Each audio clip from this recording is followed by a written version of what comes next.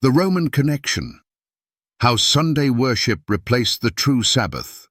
For centuries, the world has embraced Sunday as the official day of worship. Yet the Bible consistently upholds the seventh-day Sabbath as God's appointed holy day. How did this change happen, and who authorized it? If God never commanded Sunday worship, why do so many Christians observe it today? The answer lies in history, specifically the influence of the Roman Empire and the Catholic Church. The Bible establishes the Sabbath as a divine institution.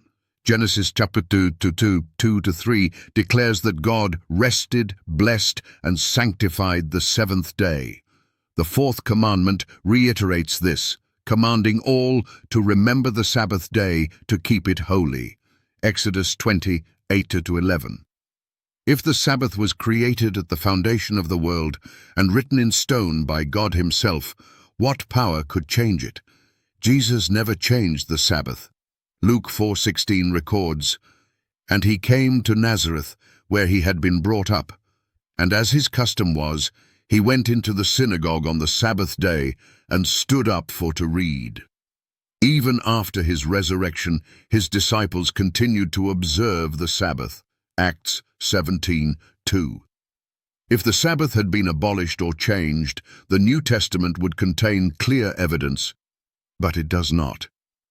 History reveals that the shift from Sabbath to Sunday was not initiated by Christ or his apostles, but by Rome. In AD 321, Emperor Constantine, a former sun worshipper, issued the first civil law enforcing Sunday observance. This decree, aimed at uniting pagans and Christians, stated, "On the venerable day of the sun, let the magistrates and people residing in cities rest, and let all workshops be closed." Later, the Catholic Church solidified this change. Catholic leaders openly admit to transferring the solemnity of the Sabbath to Sunday, not by biblical authority, but by church decree. Consider the following statements. We observe Sunday instead of Saturday because the Catholic Church transferred the solemnity from Saturday to Sunday. Converts' Catechism of Catholic Doctrine. Sunday is our mark of authority. The Church is above the Bible, and this transference of Sabbath observance is proof of that fact. Catholic Record, London, Ontario, September 1, 1923. Revelation 13 and Daniel 7:25 warn of a power that would think to change times and laws. The Sabbath is the only commandment dealing with time.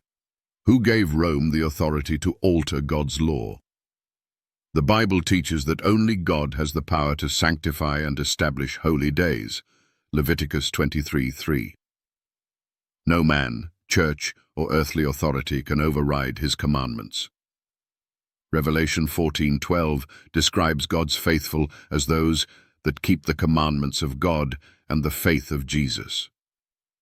The final conflict between truth and tradition will center on worship. The question is, will you stand with God's word, or will you follow human decrees? If Sunday worship is biblically commanded, where is the verse? If no such verse exists, will you continue following tradition, or will you obey God's commandment?